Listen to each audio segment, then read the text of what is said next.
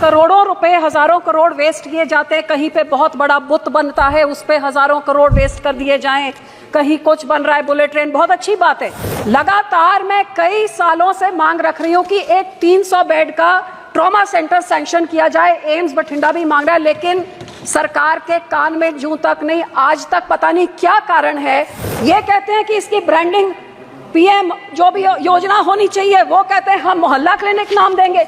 नाम की लड़ाई में लोगों की हेल्थ फैसिलिटीज खत्म हो रही हैं। माननीय सदस्य श्रीमती हरसिमरत कौर बादल जी। शुक्रिया सर। सर, एक कहावत है कि जान है तो जहान है, हेल्थ इज वेल्थ। सर, जीवन तभी है जब किसी के पास सेहत होती है। और आज 140 करोड़ लोगों की मैं बात करूं तो सबसे ज़रूरी जो बजट में देखा जाए तो एलोकेशन होनी चाहिए थी हेल्थ के लिए, ताकि ये जो एक जवान देश है ये प्रोडक्टिविटी अपनी बढ़ा सके। लेकिन अफसोस कि जहाँ पे बजट में जिस तरह की बढ़ोतरी होनी चाहिए, बढ़ोतरी तो नहीं हुई।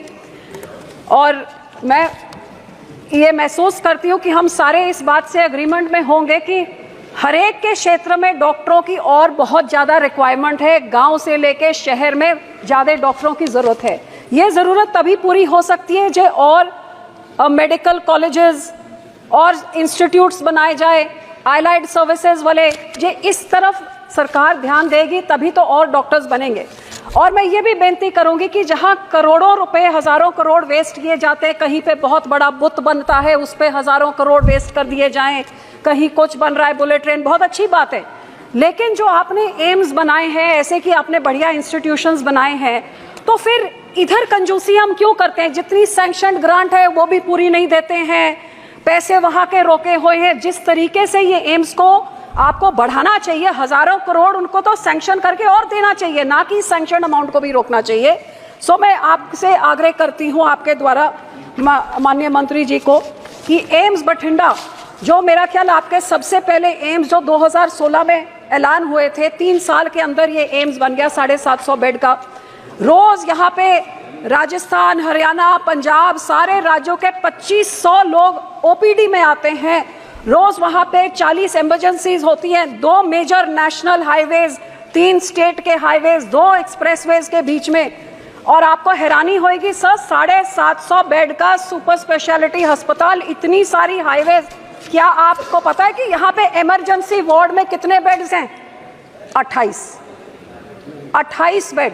सर, 28 बेड से वो हॉस्पिटल की ऑपरेशंस की रिक्वायरमेंट पूरी होएगी? ये 40 इमरजेंसीज की पूरी होएगी? किसकी होएगी?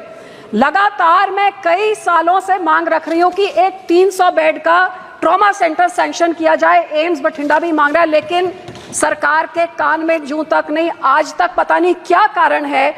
ये इतना बड़ा आपने हॉस्पिटल खड़ा किया, इमरजेंसी के वहाँ पे आप लगा दीजिए ट्रॉमा सेंटर 300 बेड का, ताकि उसका पूरा यूटिलाइजेशन हो। अस्पताल लोग भी मांग रहे हैं और वहाँ की जनता भी मांग रही है। दूसरा सर, जो छोटे छोटे पेंडिंग ड्यूज हैं, चाहे वो डीपीआर कॉस्ट में, नॉन डीपीआर, 1-1, 2-2 करोड़ क्यों आप रोक के रखते हैं? वो दे दीजिए। सर, आपको हैरानी होगी कि यहाँ पे मैन पावर भी अभी पूरा नहीं दिया है। ऑथराइज फैकल्टी में 150 से ज़्यादा पेंडिंग है। नॉन ऑथराइज नॉन फैकल्टी में उसमें तकरीबन 1000 के तरफ पेंडिंग है। और सर, सबसे ज़रूरी, इतना बड़ा इंफ्रास्ट्रक्चर, मशीनरी पेंडिंग नहीं होनी चाहिए। मेरा क्षेत्र एक ऐसा है जहाँ इतना ज़्यादा कैंसर है कि मेरे यहाँ जब मैं एमपी बनी थी, एक कैंसर ट्रेन जाती थी, सिर्फ कैंसर पेशेंट से पंजाब से लेके उनको बीकानेर जाती थी। हमारी सरकार आई, हमारे कैंसर के अस्पताल वगैरह बनाए, चलो अब यहाँ पे इलाज शुरू हो गया। लेकिन इस बड़े सारे एम्स में सब पेट स्कैन की मशीन आज तक नहीं दी है। अब इतना ज्यादा कैंसर की, एक कैंसर की ट्रेन वहां से जाए, लगातार कितनी चिट्ठियां लिखी है, मांग रखी है, कम से कम पेट स्कैन की मशीनरी तो दे दीजिए। 7% कैंसर के केसेस हमारे पंजाब में हर साल बढ़ रहे हैं। अरे गरीब को कितनी बड़ी मदद होगी? आपने दवाइयों में टैक्स हटा दिया, बहुत अच्छी बात, लेकिन मशीन तो आप दे दीजिए।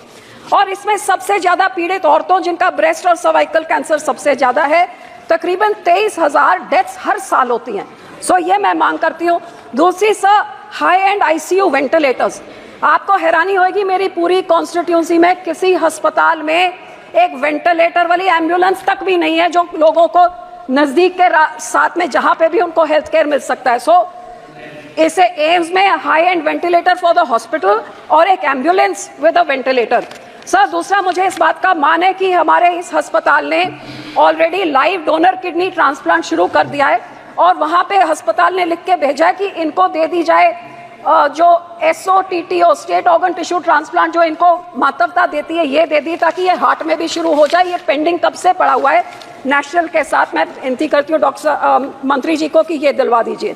सब बाकी जो दूसरी चीज़ें हैं कि वहाँ पे डॉक्टरों के रहने का स्टाफ अकोमोडेशन अभी तक नहीं बना है, हॉस्टल में कमरे कम हैं, तो ये जब डॉक्टर रहेंगे नहीं कैंपस के अंदर तो इमरजेंसी के लिए अवेलेबल कहाँ होंगे और पेशेंट्स को बोलना पड़ता है। सो ज़रूर मैं बेनती करती हूँ इधर उधर पैसे खर्चने के बजाय जो प्रीमियर इंस्टीट्यूशंस आपने बनाए कम से कम उधर के पैसे आप पूरे करिए।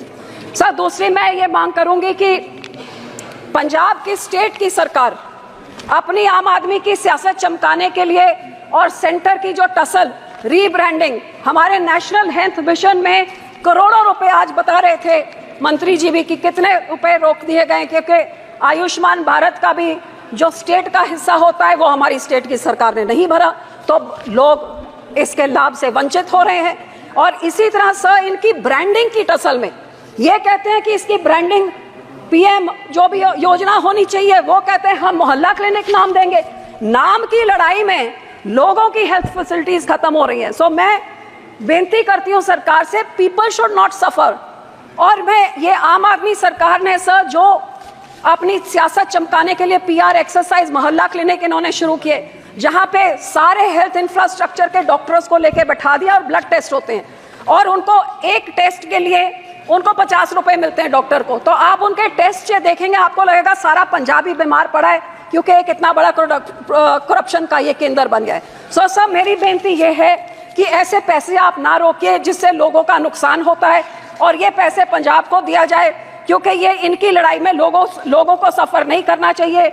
आज सारे देश में सबसे ज्यादा अपने जेब से खर्चा करने के लिए हेल्थ सर्विस के लिए पंजाब का नेशनल एवरेज से भी दुगना है क्योंकि इनकी लड़ाई में सारी हेल्थ सर्विसेज डॉक्टर आम आदमी क्लिनिक में डाल दिए और जो ढांचा था सरकारी ढांचा वो सारा कंडम हो रहा है। सर 2 पॉइंट्स अखीर में, एक तो आशा वर्कर जो 2008 से काम कर रहे हैं और बहुत ही उनको आज 1000-2000 रुपए से क्या होता है इनको इनका पे ग्रेड नॉर्मलाइज किया जाए जो DC रेट होता है और इनकी एज लिमिट भी 65 तक बढ़ाई जाए। सर सरकार के मैनिफेस्टो में कहा था कि ये हर एक डिस्ट्रिक्ट में एक मेडिकल कॉलेज खोलेंगे लेकिन बजट में तो इसका कोई प्रावधान नहीं रखा। जिस तरह इस सरकार ने यह भी कहा था कोविड के बाद कि हर एक डिस्ट्रिक्ट में मेडिकल कॉलेज बनेगा लेकिन कोविड हुए तो 4-5 साल हो गए हमारे पंजाब में एक भी नहीं। सो सर मैं बेनती करती हूँ कि हमारे एम्स का एक सेंटर मानसा जो मेरे जिले में है उधर खोला जाए। फिरोजपुर में जो PGI सैटेलाइट सेंटर 2013 में सैंक्शन हुआ था 2 बार ही उसका नींव पत्थर रख दिया गया है लेकिन 10 साल बाद आज तक बिल्डिंग भी नहीं खड़ी हुई है। सो मैं सरकार से यह भी बेनती करती हूँ कि वो जो आपने सैंक्शन किया कम से कम उन प्रोजेक्ट्स को कंप्लीट करिए जे आप लोगों की हेल्थ की तरफ आप सुगिर्द हैं। और सर इसी तरह एक मेडिकल इंश्योरेंस और लाइफ इंश्योरेंस जो छोटे शॉपकीपर दुकानदार होते हैं छोटे बिजनेस वाले जो GST में कंट्रीब्यूट करते हैं उनके लिए कोई ऐसे की इंश्योरेंस स्कीम लेके आए क्योंकि एक बीमारी आती है सारी उनकी कमाई तबाह हो जाती है। सो मैं आपके तरफ से ये भी मैं उनको बेनती करती हूँ और ये जरूर कि एम्स बठिंडा के सारा कुछ उनका सैंक्शन ड्यू है और सबसे पहले ट्रॉमा सेंटर जरूर 7 साल से मैं मांगी जा रही हूँ। मैं उम्मीद करते हैं जल्दी करें। Thank you.